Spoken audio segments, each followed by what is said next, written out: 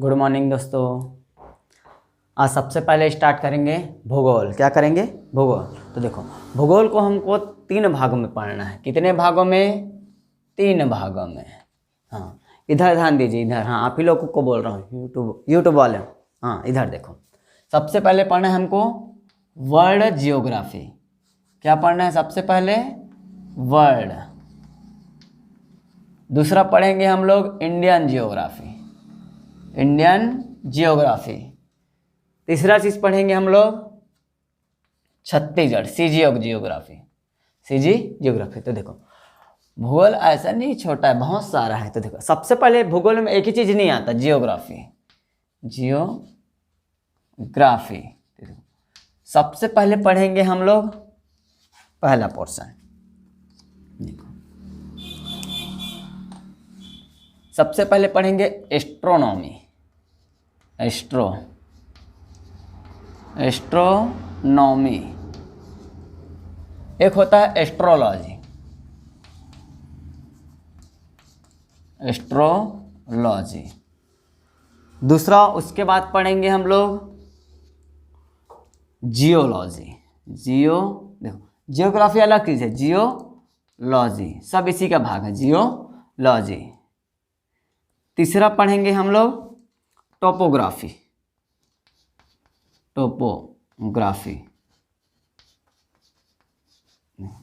फिर चौथा पढ़ेंगे हम लोग जियोग्राफी। इतना चीज हमको पढ़ना है। देखो, सबसे पहले पढ़ेंगे एस्ट्रोनॉमी। एक होता है एस्ट्रोलॉजी। एस्ट्रोनॉमी क्या होता है?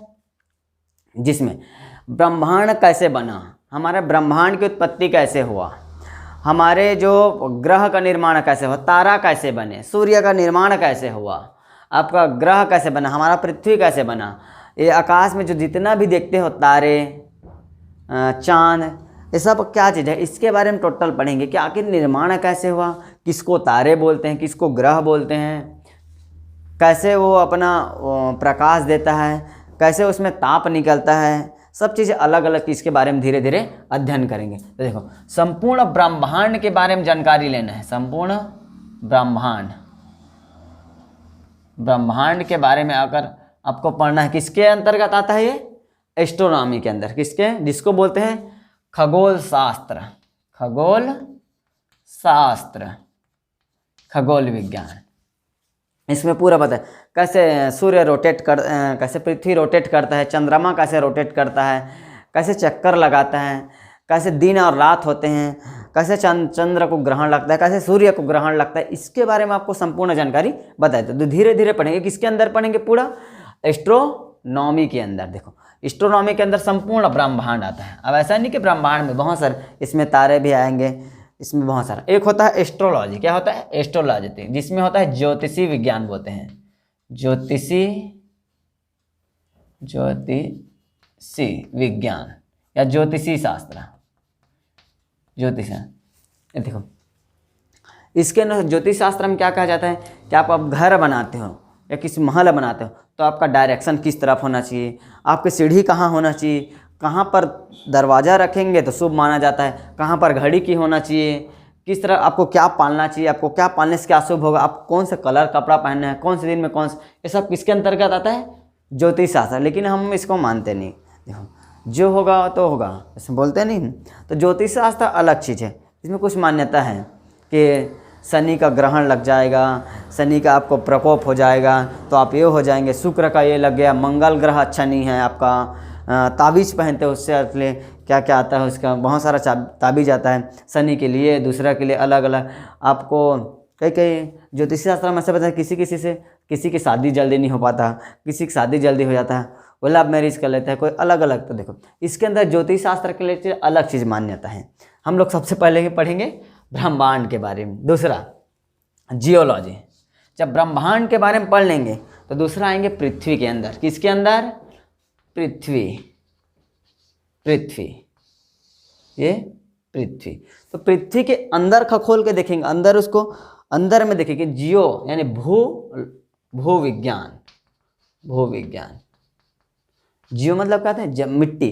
तो इसके अंदर में क्या चीज़, इसको खखोल के देखेंगे कि अंदर में क्या चीज़ है, क्या चीज़ मिलता है, कैसे पृथ्वी के अंदर कहाँ से चुंबकीय क्षमता आता है, गुण, इसके बारे में किसमें पढ़ेंगे, जियोलॉजिक पढ़ेंगे। फिर टोपोग्राफी, अंदर को पढ़, पहले ब्रह्मांड पढ़ लिए, फिर पृथ्वी के अंदर, फिर उसके बाहर बाहर में क्या चीज़ है, पर्वत है, पहाड़ है, पठार है, नदियाँ हैं, समुद्र हैं, पूरा है कि नहीं है, सभी तरफ गोल है, सब ऊपरी तल पर है। तो इसका निर्माण कैसे हुआ, किसको क्या बोलते हैं, समुद्र की लहरें चलते हैं, नदियाँ जब ढाल से उतरती तो उसको क्या बोलते हैं, कैसे मैदानी क्षेत्र में प्रवेश करता है, कैसे पठारी क्षेत्र में प्रवेश करता है, अलग अलग। इसके बारे में किसके बारे में पढ़ेंगे, टोपोग्राफी के अंदर। भूस्थल, भूस्थल, स्थल, स्थल का जितना भी हम लोग क्या करेंगे, अध्ययन करेंगे, वो किसके अंदर करेंगे, टोपोग्राफी के अंदर। चाहे वो नदियाँ कैसे बनते हों, समुद्र के तल को क्या बोलते हैं, काष्ठ प्रदेश होता है क्या है, ये वाइंड हवा के द्वारा कैसे जमीन के निर्माण होता है, मरुस्थल कैसे बनते हैं, सबके बारे में किसमें पढ़ेंगे, टोपोग्राफी।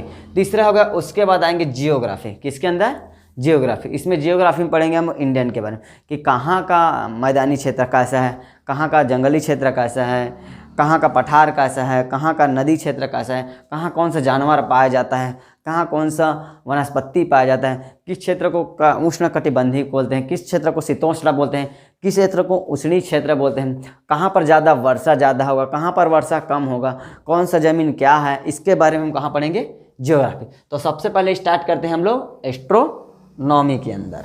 देखो देखो, आप साथ साथ इसका कॉपी नोट्स बनाते जाएंगे तो बहुत आपके लिए बहुत अच्छा होगा, ताकि आपको ध्यान रहे, याद करने में आसानी हो। तो सबसे पहले स्टार्ट करते हैं हम लोग एस्ट्रोनॉमी के बारे में, ठीक है।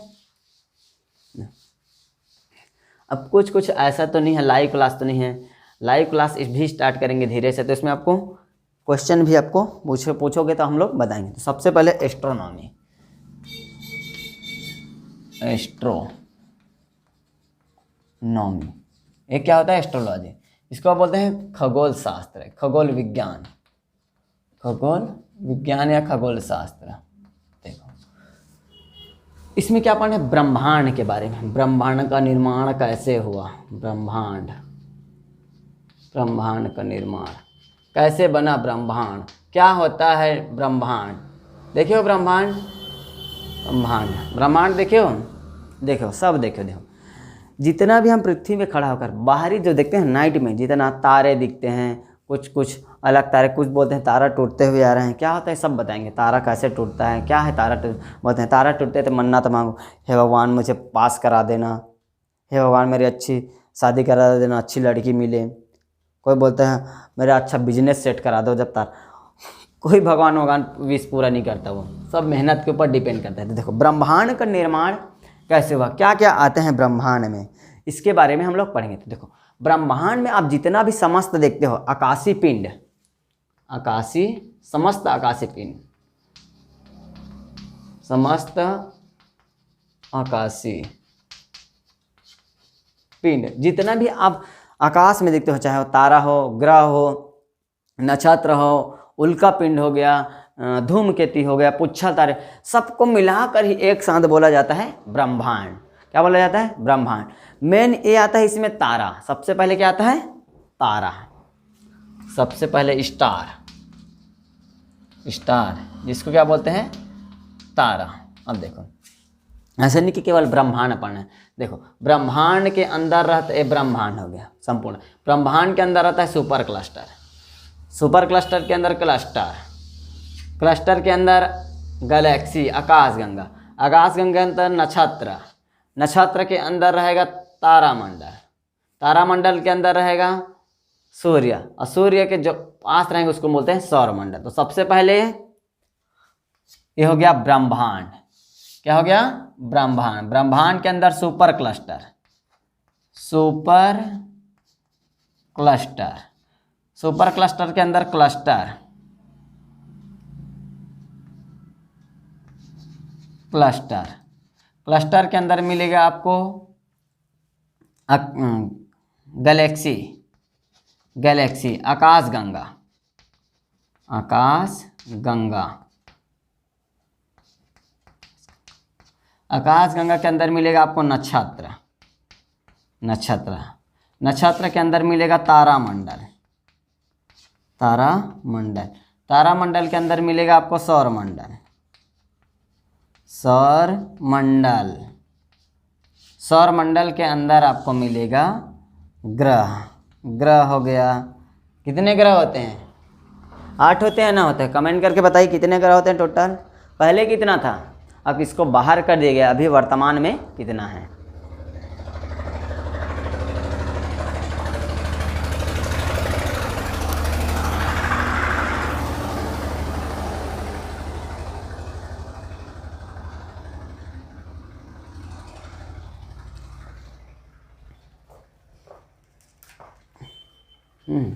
तो देखो सबसे पहले पढ़ेंगे हम लोग तारा के बारे में। किसके बारे में? तारा। आप नोट कर सकते हैं इसको। देखो तारा, तारा बोलते किसको हैं? तारा है क्या चीज़? तारा में रहता क्या क्या चीज़ है? तारा कैसे है? तो देखो सबसे पहले देखो तारा। तारा उस आकाशीय पिंड को बोलते हैं जिसके पास अपनी ऊर्जा होती है, उष्मा। क्या होती है? उष्मा, हीट होती है।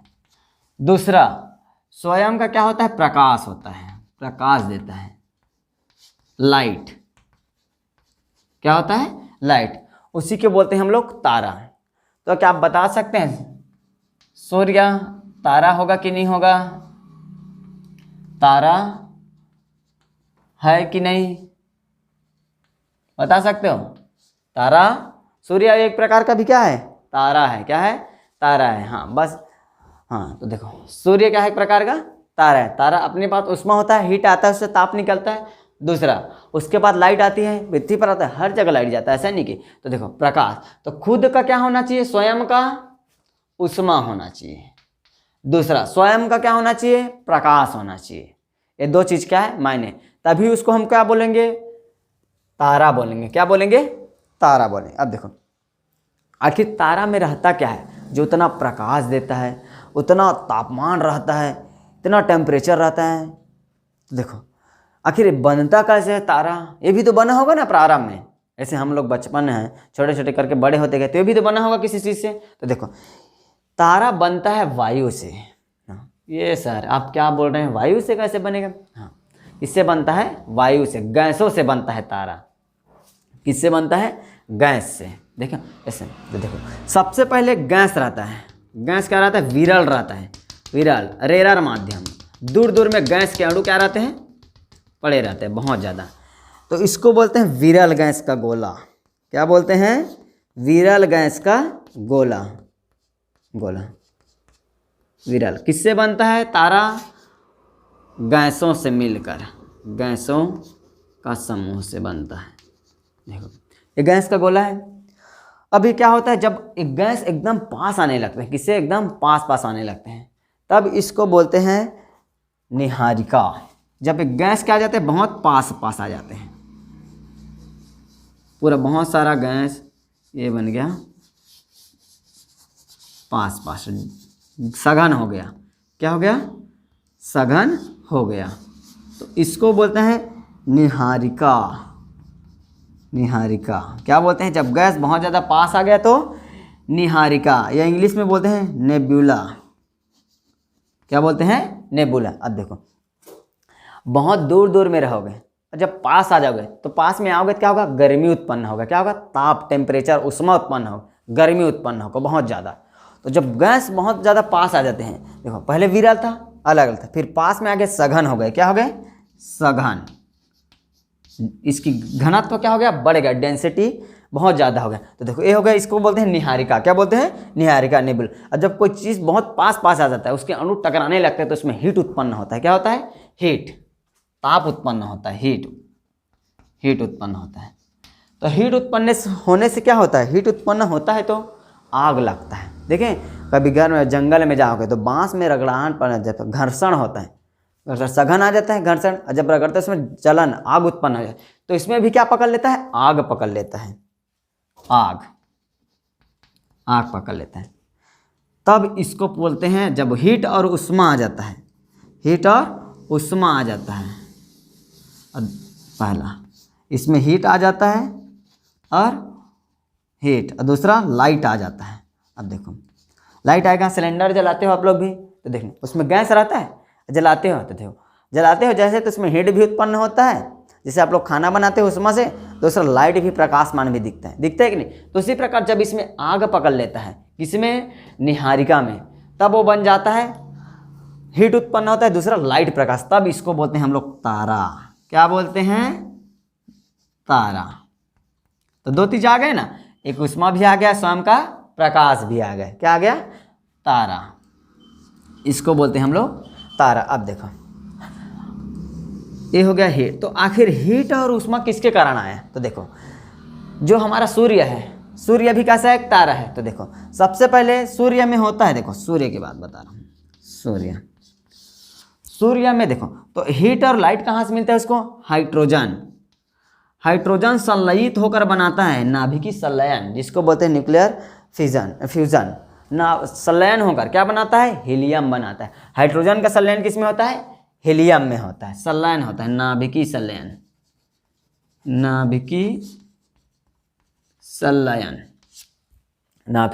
संलयन होता है। किसका होता है, हाइड्रोजन का हीलियम में, किसमें, सूर्य में। इसीलिए बोला जाता है सूर्य में कौन सी दो गैस पाया जाता है, हाइड्रोजन और हीलियम गैस है। इंपॉर्टेंट है, इसको याद रखना। किसका, नाभिकीय संलयन। अच्छा देखो कोई भी पदार्थ हो, कोई वस्तु 3, 4, 5 अवस्था में रह सकता है। पहले एक होता है ठोस अवस्था, जो हिल डुल नहीं सकता, जिसका आयतन आकार सब निश्चित है। दूसरा द्रव अवस्था।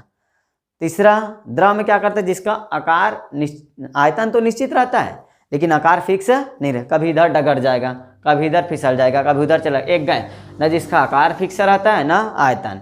तो ये तीनों अवस्था, पहले तो गैसीय अवस्था में रहता है। कौन सी अवस्था में, गैस। जैसे निहारिका बन जाते हैं भी हल्का सा गैसीय अवस्था में। इसको बोलते हैं बादलों का झुंड, क्या बोलते हैं, कोहरा बोलते हैं इसको, क्या बोलते हैं, कोहरा।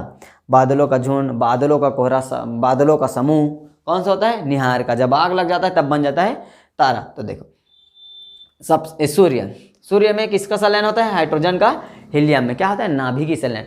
अब नाभिकीय संलयन में बचपन में पढ़े होंगे, फिर नहीं पढ़ेंगे। तो नाभिकीय संलयन से बहुत ज़्यादा ऊर्जा निकलती है, हीट निकलता है, उससे लाइट निकलता है बहुत सारा। तो देखो ये हाइड्रोजन का हीलियम। अब देखो ये हो गया तारा। तो देखो तारा कोई ना कोई अवस्था में होगा, ऐसा कि नहीं कि कोई ना कोई एक तो अवस्था पकड़ना पड़ेगा। तो देखो तारा रहता है प्लाज्मा अवस्था में। किस अवस्था में, प्लाज्मा। सर ये प्लाज्मा क्या है, हमने तो 3 ही पढ़ा था, ठोस, द्रव, गैस। चौथा कहाँ से आ गया, प्लाज्मा। एक और होता है बोस-आइंस्टीन कंडेंसेशन। तो देखो प्लाज्मा अवस्था तुम लोग देखे हो, जनरली होता नहीं लेकिन देखो जब किसी वस्तु को बहुत ज़्यादा गर्म करोगे, ताप करोगे, तो क्या हो जाता है, लुब्रिकेंट जैसा जो डगरता नहीं। जैसे जेली देखे हो, खाते हो ना, एक जेली आता है चॉकलेट का, देखो ना ठोस अवस्था में रहता है, एकदम दबा के देखना, ठोस अवस्था में नहीं रहता, ना ही वो द्रव अवस्था में, इधर उधर बहता भी, तीसरा ना वो गैसीय अवस्था में। तो रहता किस अवस्था में, तो देखना और दबेगा, इधर उधर ऐसा हिल डुल कर सकता है, इधर ऐसा ऐसे है। तो ये प्लाज्मा अवस्था, उसे क्या बोलते हैं, प्लाज्मा। जैसे और बहुत सारा कई ठो चीज़ देखो जो क्या रहता है, प्लाज्मा अवस्था में रहता है। तो सूर्य भी कैसा रहता है, प्लाज्मा अवस्था, इधर ऐसे ऐसे डगरते रहता है। देखो कोई भी ऐसे देखो, और जब प्लाज्मा अवस्था घुमाओगे ना तो एकदम जल्दी जल्दी नहीं घूमता, आसानी से घूमेगा, ऐसे करके घूमेगा तो आसानी से। तो देखो तो कौन सी अवस्था में रहता है तारा, प्लाज्मा। इनफैक्ट हमारा सूर्य भी कौन सी अवस्था में, प्लाज्मा अवस्था में। कौन सी अवस्था में, प्लाज्मा। अब तो ये बन गया तारा। क्या बन गया, तारा। अब देखो ये हो गया तारा। अब सबसे पहले अब तारा का जो देखो ये बन गया तारा। अब तारा का जब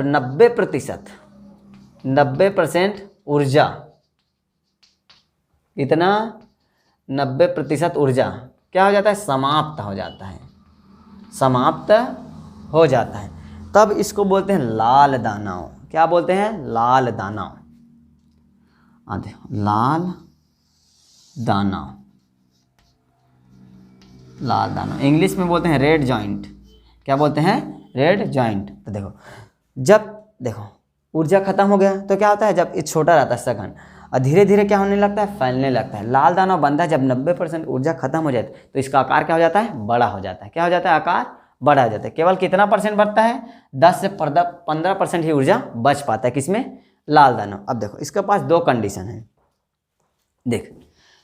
देखो हमारा सूर्य का जो आकार है, यदि यह लाल दाना, देखो सूर्य ऐसा, देखो सूर्य अगर यदि यह लाल दाना छोटा हो गया, बाद में क्या हो गया, छोटा हो गया, तब इसको बोलते हैं श्वेत वामन।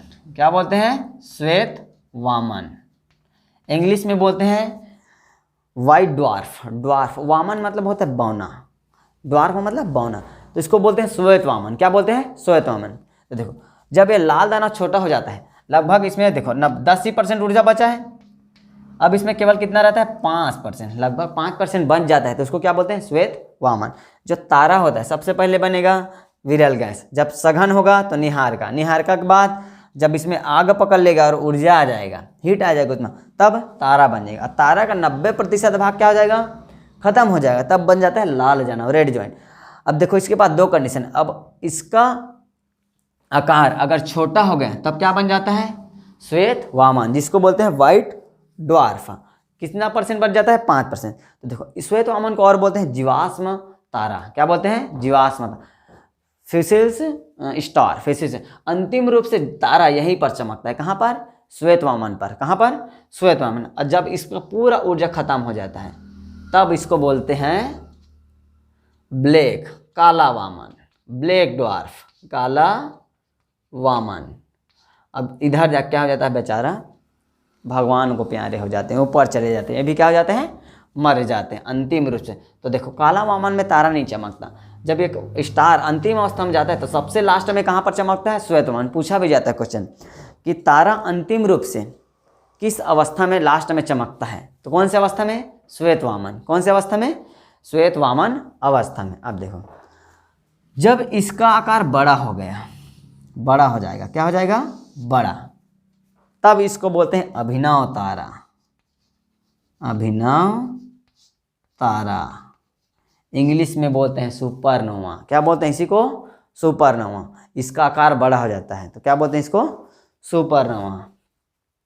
यहाँ तो चमकेगा ही चमकेगा, यहाँ पर भी कितना बचा है, 5 से 10%। अब देखो अब इसमें क्या होता है, विस्फोट होता है। क्या होता है, विस्फोट, ब्लास्ट होता है, बोलते नहीं, फूट जाएगा धाए धाए हो ही धमाल। अब देखो इसमें भी क्या हो जाता है, विस्फोट हो जाता है। तो जैसे ही विस्फोट होता है तो क्या हो जाता है, इसके जो पदार्थ है, उसके वस्तु की मात्रा है, वो सब सघन हो जाते हैं। क्या हो जाते हैं, सघन। इसमें सघनता, इससे सघन बहुत ज़्यादा, इसका डेंसिटी बहुत ज़्यादा रहता है, डेंसिटी, सघनता, घना तो बहुत ज़्यादा रहता है। किसका, अभिनव तारा का। अभिनव तारा का डेंसिटी बहुत ज़्यादा है। और जब इसमें ब्लास्ट होता है, क्या होता है, ब्लास्ट होता है, फूट जाता है, तो इसमें क्या हो जाता है, देखो 3 अवस्था प्राप्त करता है अलग अलग। तो इससे अलग अलग तारे का निर्माण होता है। एक होता है न्यूट्रॉन तारा, न्यूट्रॉन तारा, या तो बनेगा ये विस्फोट होकर बनेगा पल्सर। क्या बनेगा, पल्सर। या तो बनेगा ये क्वेसर, क्वेसर। या बनेगा ये कृष्णिका पिंड, कृष्णिका पिंड, जिसको बोलते हैं ब्लैक होल, ब्लैक होल। क्या बोलते हैं, ब्लैक होल। तो क्या सर हमें समझ में नहीं आ रहा है, बनेगा आखिर में क्या चीज़, तो देखो बनेगा एक ही चीज़। अभिनव तारा जब विस्फोट होगा तो एक ही चीज़ बनेगी, या तो न्यूट्रॉन तारा बनेगा, न्यूट्रॉन तारा नहीं बनेगा तो पल्सर बनेगा, पल्सर नहीं बनेगा तो क्वेसर बनेगा, क्वेसर नहीं बनेगा तो ब्लैक होल बनेगा। क्या बनेगा, ब्लैक होल। तो देखो बनेगा चारों में से एक ही चीज़। अब देखो कौन चीज़ क्या है, देखो जब न्यूट्रॉन तारा क्या होता है, आकार में बड़ा रहता है, थोड़ा सा आकार में बड़ा रहता है, और इस पर कोई चार्ज नहीं रहता, आवेशहीन रहता है, आवेश विहीन, आवेश विहीन रहता है, तब हम उसको बोलते हैं न्यूट्रॉन तारा। क्या बोलते हैं, न्यूट्रॉन तारा। दूसरा, हाँ दूसरा, जब इसके ये सभी बहुत, दूसरा न्यूट्रॉन तारा। दूसरा आ गया पल्सर। क्या है, पल्सर। जब सघन हो जाता है, डेंसिटी इसका बढ़ जाता है, घनत्व क्या हो जाता है, इसका बढ़ जाता है, पास पा जाता है। और साथ में पल्सर, पल्सर मतलब तेज गति से घूमना। क्या होना है, तेज गति। जब इसका स्पीड बहुत ज़्यादा तेज हो जाता है, बहुत ज़्यादा घूमने लगता है, गोल गोल गोल गोल घूमने लगता है। देखो कोई भी छोटा चीज़ बहुत जल्दी घूमता है, जैसे एक ले लो बॉल को, एक ले लो किसी का मुंडी लेके घुमा तो तेज घूमेगा क्या, उसको काट के घुमाओगे तो नहीं घूमेगा। एक भंवरा ले लो, जो बोलते हैं ना भंवरा, क्या बोलते हैं उसको, लट्टू, और उसको घुमाना, एकदम तेजी से नचने लगते हैं, एकदम कर एकदम बहुत ज़्यादा। तो इसी प्रकार पल्सर भी क्या है, बहुत ज़्यादा तेज़ी से घूमता है। तो एक गाड़ी का नाम भी है पल्सर, बहुत तेज़ी से भागता है। तो किसके नाम पर आया है, इसी के नाम पर आया है पल्सर। पल्सर आता है ना एक बजाज कंपनी का, हाँ इसी से पल्सर। पल्सर क्या है, तेज़ी से घूमने वाले। एक क्वेसर भी होता है, ये भी बहुत ज़्यादा तेज़ी से घूमता है। कौन, ये दोनों तेज़ी से क्या करते हैं, रोटेशन करते हैं, घूमते हैं तेज़ी से, घूर्णन करते हैं। क्या करते हैं, घूर्णन। और तेज़ी से घूमने की प्रवृत्ति होती है ना, तो किसी खींचने की क्षमता होता है, तो इसकी चुंबकीय क्षमता भी बहुत ज़्यादा होता है। चुंबक खींचता है ना। अभी तो क्लास में भी 2 साल हो गया, लॉकडाउन खुला है, तभी चुंबकीय क्षमता कुछ ज़्यादा ही होगा, तुम लोग समझोगे। इधर देखो, तीसरा, अगर इसकी डेंसिटी बहुत ज़्यादा हो गया तब बनता है ब्लैक होल। क्या बनता है, ब्लैक होल। बहुत छोटा हो गया, बहुत सघन हो गया, एकदम पास हो गया, तब उसको बोलते हैं ब्लैक होल। तो ब्लैक होल का घनत्व तो बहुत ज़्यादा रहता है। सबसे ज़्यादा घनत्व किसका रहता है, ब्लैक होल का घनत्व तो बहुत ज़्यादा रहता है। इतना घना होता है, देखो ये हो गया कोई भी, अब देखो इसके घनत्व कम, इसी के एकदम मोड़ के एकदम इसको छोटा बना दो तो क्या बन जाएगा, ब्लैक होल। क्या डेंसिटी, तो देखो इतना घनत्व इसका ज़्यादा रहता है ना, कोई भी प्रकाश आता है ना तो उसको भी गुजरने नहीं देता। वो बोलते हैं हम तेरे से, मेरे से गुजरने ही नहीं दूंगा तुमको, प्रकाश को। गुजरने छोड़ो, उसको रिफ्लेक्ट भी नहीं करता, पर उसको परिवर्तित भी नहीं करता।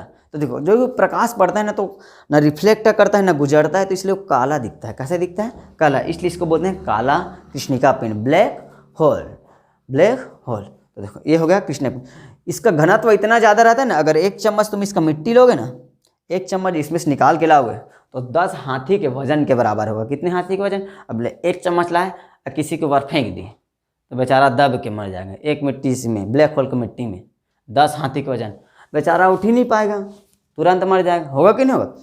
कितना, 1 चम्मच इतना मिट्टी का कीमत किसका, ब्लैक होल का कितना रहता है, 10 हाथी के वजन के बराबर रहता है। इतना डेंसिटी रहता है, इतना घनत्व रहता है। किसका, कृष्णिका पिंड कहते हैं। देखो अभिनव तारा से कितने बनते हैं, न्यूट्रॉन तारा, दूसरा पल्सर, तीसरा क्वेसर। देखो बनेगा चारों में से एक ही चीज़।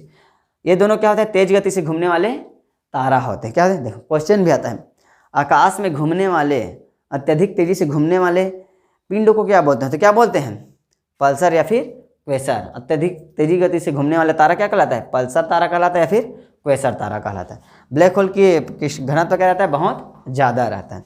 न्यूट्रॉन तारा में कोई भी आवेश नहीं रहता। अब देखो कंडीशन, सर आपने तो बोल दिया छोटा होगा तो श्वेत वामन बनेगा, बड़ा होगा तो अभिनव तारा बनेगा। तो आखिर बनेगा कितना में, कितना छोटा होना चाहिए, कितना बड़ा होना चाहिए, ये भी तो बताओ। कैसे पता चलेगा कि कौन सा तारा श्वेत वामन बनेगा, कौन सा तारा अभिनव तारा बनेगा।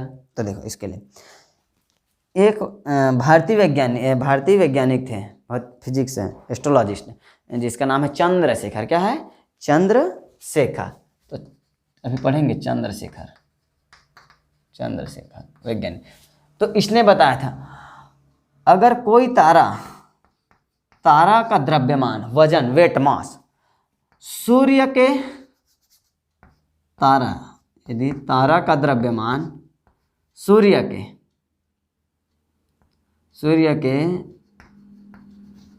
1.5 गुना से, कितना, 3/2, 3 गुना ना, देखो एग्जैक्ट 3/2 नहीं है, 1.44 है सूर्य का।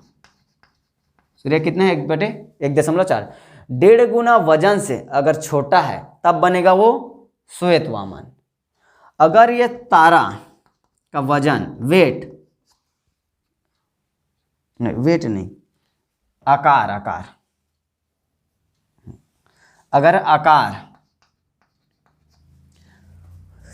अगर किसी तारा का आकार सूर्य के 1.5 गुना आकार से क्या है, छोटा है, तो कौन सा बनेगा, श्वेत वामन। लेकिन अगर किसी तारे का आकार सूर्य के कितने गुना, 1.5 गुना से ज़्यादा है, तब बनेगा अभिनव तारा। अच्छा इनफैक्ट बताओ, कमेंट करके बताओ कि सूर्य कौन सा बनेगा, श्वेत वामन बनेगा या अभिनव तारा बनेगा। लाल दाना बनने के बाद क्या बनेगा, देखो सूर्य का मान लेते, देखो किसी वस्तु का द्रव्यमान किसी वस्तु का द्रव्यमान 100 kg, तो इसका 1.5 गुना होगा 150। तो देखो कोई वस्तु अगर 150 किलो से कम है, वजन कम है, तो कौन सा बनेगा? श्वेत वामन। लेकिन कोई अगर वस्तु 150 किलो से ज़्यादा है, क्या है? ग्रेटर देन है, छोटा है, छोटा है तो श्वेत वामन। अगर इससे ज़्यादा है, जैसे 151, तो कौन सा बनेगा? अभिनव तारा। तो देखो सूर्य का वजन कितना है? सूर्य का आकार मान लेते हैं 100 है। कितना है? 100। इनफैक्ट उदाहरण समझने के लिए, तो अपने से 1.5 गुना से क्या छोटा है, तो क्या अभिनव तारा बन पाएगा? नहीं बन पाएगा। क्या बनेगा? श्वेत वामन। और धीरे धीरे काला वामन होकर क्या हो जाएगा? इसका भी मृत्यु हो जाएगी। ये सर आप क्या बोल रहे हैं, तारा मरेगा कभी? सूर्य मरेगा? हाँ, उसका भी अंत आएगा। जो जन्म लिया है तो मरेगा ही। भागवत गीता में लिखे ना, कृष्ण भगवान बोले हैं, कृष्ण, जिसका जन्म होता है उसका मृत्यु भी क्या है? निश्चित है। तो ये भी धीरे धीरे क्या करके मरेगा। तो जितना भी तारा है, अगर उसका द्रव्यमान या आकार किसी सूर्य के 1.5 गुना से अगर कम है तो बनेगा श्वेत वामन। अगर 1.5 गुना से क्या है? ज़्यादा है, सूर्य के आकार या द्रव्यमान का 1.44, लगभग इसको 1.5 गुना लेते हैं, 3/2, लगभग 1.5 मतलब ये, तो क्या बनेगा? तारा बनेगा। आगे की क्लास हम लोग कल स्टार्ट करेंगे। आज के लिए इतना रखते हैं। आप क्लास देखिए, तैयारी कीजिए एग्ज़ाम की, आपके कंपटीशन की दृष्टि से क्या होगा? इम्पॉर्टेंट होगा। आगे क्लास हम अगले क्लास में स्टार्ट करेंगे। इसके लिए आगे जानने के लिए हमारे, अगर आपको क्लास अच्छा लगा तो चैनल को लाइक कीजिए, सब्सक्राइब कीजिए, चैनल को सब्सक्राइब कीजिए, लाइक कीजिए, बेल आइकन को दबाइए और आगे शेयर कीजिए। धन्यवाद। जय हिंद।